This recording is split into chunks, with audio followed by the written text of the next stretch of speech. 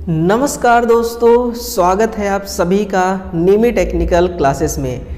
लौट आइए दोस्तों, आज के इस सेशन में आज हम भारत इलेक्ट्रॉनिक्स लिमिटेड भर्ती के बारे में चर्चा करने जा रहे हैं और ये वैकेंसी है आईटीआई और डिप्लोमा दोनों छात्रों के लिए, है ना। जैसा कि हमारे साथ हमारे प्लेटफॉर्म में आईटीआई वाले छात्र हैं और डिप्लोमा वाले भी छात्र हैं, कुछ बीटेक वाले भी छात्र हमारे सेशन को सुनते हैं और देखते हैं, साथ ही साथ प्यार भी देते हैं। तो ये नोटिफिकेशन 27 नवंबर को निकल के आती है, आज है 29 नवंबर, है ना। तो भारत इलेक्ट्रॉनिक्स लिमिटेड में जो वैकेंसी है, इस वैकेंसी को समझना है आपको और समझते हुए आपको फॉर्म को अप्लाई करना है।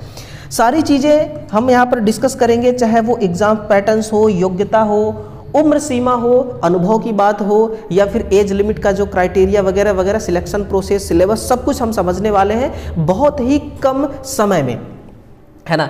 तो इस वीडियो को लेकर के अपना प्यार जरूर बताइएगा, जरूर दिखाइएगा और कमेंट सेक्शन में एक बार दोस्तों अपना नाम और आप किस ट्रेड से हैं और किस स्टेट से वीडियो को देख रहे हैं आप एक बार ज़रूर मेंशन करेंगे। चलिए, ये जो भारत इलेक्ट्रॉनिक्स लिमिटेड है, इसको शॉर्ट में हम कहते हैं BEL, है ना। इसको हम शॉर्ट में कहते हैं BEL। जो ऐसे छात्र हैं जिन्होंने डिप्लोमा कर रखा है उनके लिए यहाँ पर जो वैकेंसी है वो वैकेंसी है इंजीनियरिंग असिस्टेंट ट्रेनी EAT के नाम पर। 3 साल का डिप्लोमा कंप्लीट आपका होना चाहिए, है ना। इलेक्ट्रॉनिक के लिए 25 भर्ती है, मैकेनिक के लिए 18 है, कंप्यूटर साइंस के लिए 6 है, इलेक्ट्रिकल के लिए 2 है और टोटल इस प्रकार से 47 है। इसको अलग अलग कैटेगरी के अकॉर्डिंग इन्होंने बांट दिया है ना। ग्रेड पे अगर देखा जाए तो बहुत बढ़िया है दोस्तों, 24,500, है ना। और 24,500 के साथ में सारा अलाउंसेस है इसमें, तो मिल करके 24 का आधा तो आप मान लीजिए 12,000, है ना। तो 24, 25, 26, 36 ये हो गया और प्लस इसके अलावा अदर अलाउंसेस, यानी कि कुल मिला करके 40,000 आपकी सैलरी आने वाली है ना।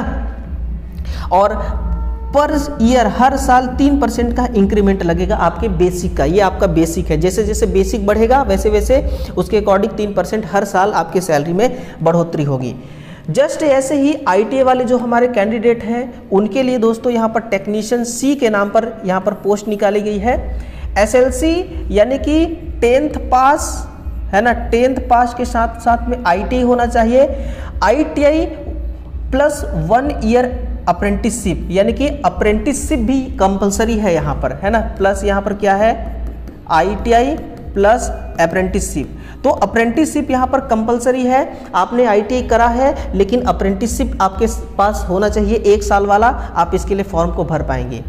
अगर मान लीजिए ये क्राइटेरिया आप फुलफिल नहीं कर पाते हैं तो 10वीं पास होना चाहिए और 3 साल का आपके पास नेशनल अप्रेंटिसशिप सर्टिफिकेट होना चाहिए उस ट्रेड का जिस ट्रेड से आपको फॉर्म भरना है। जैसे कि आपका हो गया इलेक्ट्रॉनिक मैकेनिक के लिए 23 पद हैं, फिटर के लिए 4 हैं, मशीनिस्ट के लिए 7 हैं, इलेक्ट्रिकल के लिए 3 हैं और टोटल इस प्रकार से 37 पदों पर यहाँ पर वैकेंसी है, जो कि यहाँ पर देख सकते हैं आप। इसको भी कैटेगराइज किया गया है। UR में 15 सीटें हैं, EWS के लिए 4 है, OBC के लिए 10 है, SC के लिए 5, ST के लिए 3 है ना। ये इनका डिस्ट्रीब्यूशन है। अब आइए पे स्केल के बारे में देखें तो पे स्केल 2-3 हज़ार रुपये कम है उन लोगों से, डिप्लोमा वालों से, लेकिन यहाँ पर है सैलरी 21,500। 21,500 का आप 50% करिए, कितना होता है, 30,000, 30,500 हो जाएगा, है ना। 30,000 से प्लस ही होगा। कुल मिलाकर के आप कह सकते हैं कि 32 से 33,000, है ना, प्लस आपकी सैलरी इन हैंड इतना आने वाली है। सब कुछ सारे अलाउंस को मिला करके ये सैलरी आपके लिए कम सैलरी नहीं है दोस्तों। और इसके अलावा बहुत सारी सुविधाएं भी आपका जो ये डिपार्टमेंट है ये डिपार्टमेंट देती रहती है ना। चलिए, एज का क्राइटेरिया को थोड़ा समझते हैं। एज क्राइटेरिया 18 से 28, 18 से 28 दोनों के लिए है। ये अनरिजर्व का है। अगर आप ST या फिर SC से हैं तो 5 ईयर का रिलैक्सेशन आपको दिया जाएगा। OBC के हैं आप छात्र तो फिर 3 ईयर का आपको रिलैक्सेशन दिया जाएगा, है ना। 1 नवंबर 2024 के अकॉर्डिंग आपके एज की जो गणना है वो करी जाएगी, एज का कैलकुलेशन किया जाएगा, है ना। यहाँ पर लिखा भी है अदर बैकवर्ड क्लासेस जो नॉन क्रीमी लेयर के अंतर्गत आते हैं उनको 3 साल, ST शेड्यूल्ड ट्राइब्स जो होते हैं उनके लिए 5 साल का, और जो PWBD वाले हैं जो 40% डिसेबिलिटी है मिनिमम, उनको 10 साल का एज में यहाँ पर छूट दिया जाता है। तो छूट में किसी प्रकार की कोई दिक्कत नहीं है। अगर आप इनका ऑफिशियल वेबसाइट मुझसे पूछें तो www.bel है ना / लगाइएगा indian.in, ये इनका ऑफिशियल वेबसाइट है ना। आप यहाँ पर जा करके और भी चीज़ें देख सकते हैं। बाकी सब कुछ यहाँ पर देख सकते हैं। एजुकेशन क्वालिफिकेशन मैंने आपको बता ही दिया, है ना, एजुकेशन क्वालिफिकेशन। बट एक क्राइटेरिया इन्होंने रखा है कि अगर आप जनरल OBC और EWS के कैंडिडेट हैं, जनरल OBC और EWS के कैंडिडेट हैं, तो कम से कम एग्रीगेट जो परसेंटेज होना चाहिए वो 60% आपका होना चाहिए, है ना, एसेंशियल क्वालिफिकेशन। और जो ST SC physical handicapped candidate हैं उनका कम से कम 50% एग्रीगेट होना चाहिए। एग्रीगेट का मतलब होता है कि टोटल मिला जुला करके आपका इतना परसेंटेज होना चाहिए। ओके, ये सारी चीज़ें हैं। और एज 18 से 28 हो ही गया है। बाकी टेक्नीशियन C आपका पोस्टिंग होगी, पोस्ट का नाम टेक्नीशियन C रहेगा, जो कि बहुत ही अच्छा है और यही रहता भी है। बट यहाँ पर एक्सपीरियंस नहीं मांगा गया है आपसे कि भाई एक्सपीरियंस आपको चाहिए, ऐसा कोई क्राइटेरिया नहीं रखा है ना। एक्सपीरियंस का कोई दिक्कत नहीं है। बट जो 1 साल का आपका अप्रेंटिसशिप है, ये खुद 1 साल का अप्रेंटिसशिप के साथ साथ 1 साल का एक्सपीरियंस अपने आप को कंसिडर करती है। मोड ऑफ सिलेक्शन को समझना है तो इसको देखिएगा, कंप्यूटर बेस्ड आपका टेस्ट होगा, बेंगलुरु आपका एग्जाम सेंटर रहेगी, है ना। बाकी जो आपका जो फाइनल मेरिट लिस्ट बनेगी वो कैसे कैसे बनेगी उसको देखते हैं। देखिए, जब आपका CBT एग्जाम हो जाएगा उसके बाद कॉल लेटर आएगी SMS के थ्रू या ईमेल के थ्रू, इसलिए फॉर्म अप्लाई करते समय सही नंबर और सही ईमेल ID अपना ज़रूर डालिएगा। आप ऐसा कर सकते हैं कि फॉर्म अप्लाई करने के लिए आप एक अलग से ईमेल ID क्रिएट कर लीजिए और जहाँ जहाँ आप फॉर्म भरते हैं उसी ईमेल को हर जगह डाला करिए, आपके लिए सबसे बेस्ट रहेगा, है ना। हाँ, ये चीज़ें हैं। तो आपका सिंगल CBT एग्ज़ाम है, इसके अलावा और कुछ नहीं है दोस्तों। सिंगल CBT एग्ज़ाम से यहाँ पर आपका फाइनल सब कुछ होने वाला है।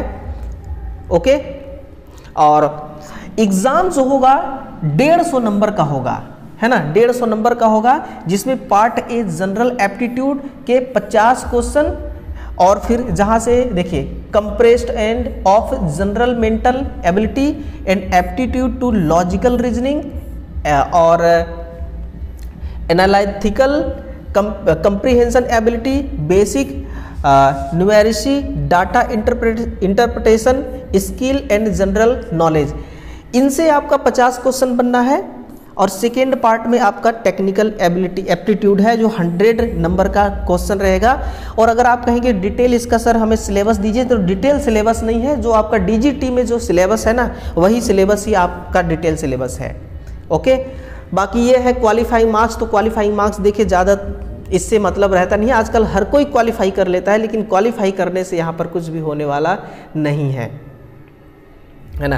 एप्लीकेशन फ़ी की बात करी जाए तो एप्लीकेशन फ़ी देखिए कितना है कि आपका ऐसे कैंडिडेट जो जनरल OBC और EWS के अंतर्गत आते हैं उनको 250 रुपये प्लस 18% GST चार्ज आपको देना है, मिला करके 295 रुपये होता है ना।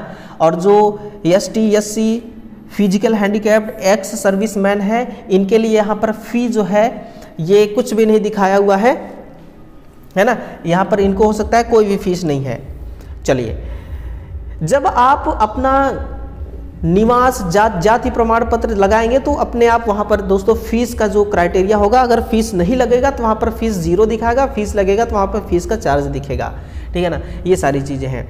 चलिए, बाकी कैसे अप्लाई करना है, चाहे तो आप अप्लाई के लिए ये वाला इनका वेबसाइट पर जा कर के अप्लाई कर सकते हैं या फिर ऑनलाइन जा कर के आप अप्लाई करवा सकते हैं, है ना।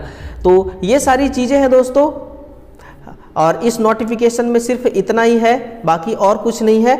और ये नोटिफिकेशन आपको कहाँ मिलेगा, एक सवाल ये भी है। तो ये नोटिफिकेशन देखिए हमारे टेलीग्राम ग्रुप में आपको ज्वाइन होना पड़ेगा, वहीं पर ये टेलीग्राम ग्रुप में मिलेगा, या व्हाट्सएप ग्रुप को ज्वाइन करेंगे तो वहाँ पर ये आपको PDF मिल जाएगी।